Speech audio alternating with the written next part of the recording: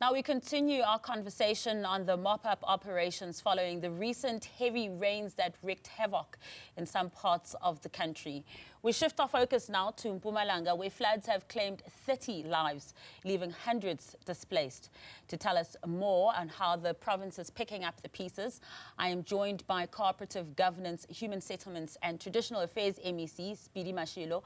MEC, thank you so much for your time this evening. Excuse me. If you could just let us know how those cleanup operations are going. No, thanks, Marcelo, and the viewers at home. Look, the number is not 30, it's 20, and we've accounted in terms of where this number comes from, that over a period of time, since November, December, we had this particular challenge. But from where we are as a province, we have now put up all the system in place. The mopping team, we've now started today, we're in Bushbuckridge with the Minister of Human Settlement just to start to building some of the houses. And they have appointed a national team, which is the team that should give us what we referred as the TRU, which are the temporary shelters for the people that are highly displaced. Our municipalities, they've got now a team that is going to start to put off the roads, in particular the main roads, that is the taxi road, the bus road, including the road goes to the cemeteries. And those are going to the schools and the clinics, etc. So from where we sit, there's good work. We're happy that the South African Weather Services, they've just indicated that will not have rain for the next five days to come, which will allow us to be on the ground, put our system. Though other areas are still difficulties because there's still a lot of water, we're not able to go in. But in the main, we have started with the work so far. And thank you so much for that correction. So the death toll stands at 20 and not at 30. And just also for one more correction, it is Masa, not Masego. But back to this very important conversation we're having, MEC. You're also speaking about, the vast damage that has been caused. If you could just also let us know about some of the ripple effects of this aftermath of the floods. For instance, the city of Mbombela having taken the decision to issue out urgent evacuation notices to those living near the Santico Dam. Well, today I'm from the area. I've looked the area. Of course, we must commend Department of DWS for immediately responding by just creating some trenches to allow water to go out, just to minimize the impact in the event the dam get blasted. We've assessed the communities, those are still around that area, is about 25 kilometers, which give us some comfort that at least. Our worry was the people that are downstream. When we check the dam called the Cap Hoop, in fact, we realized that the danger is not that much, though it's always very cautious. Because if water comes, someone is downstream, they might not know there's a lot of water coming. But from where we sit, so far as the dam is concerned, there's some little bit comfort, and we're happy that the farmers that are involved there.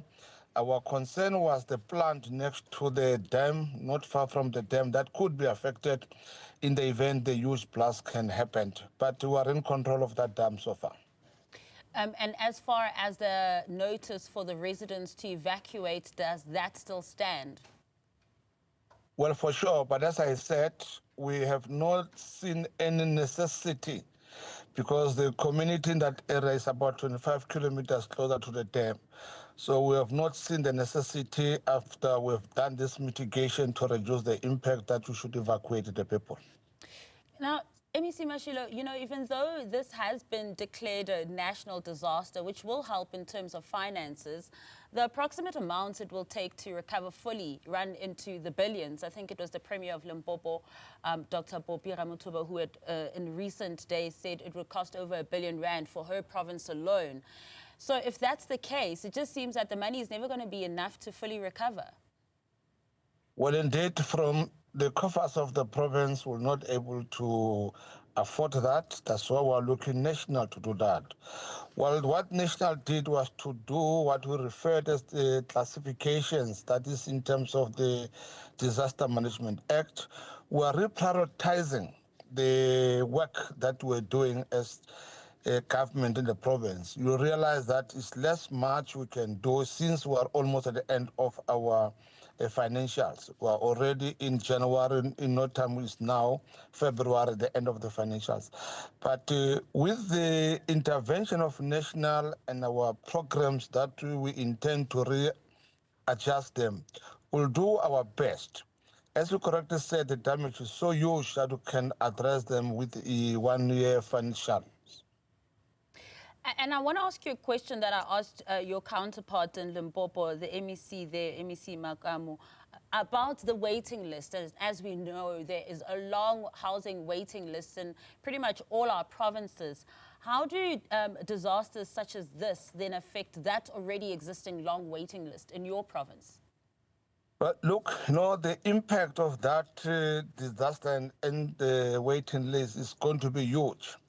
In Bushbuckridge, all along we're under impression that we might not have, the mud houses until this disaster happened, because majority of our people, they've put the houses, which are mud houses, and they plastered them. So in a way, you might not see them until they've got these disasters. Now, they have now added to the long list that we have.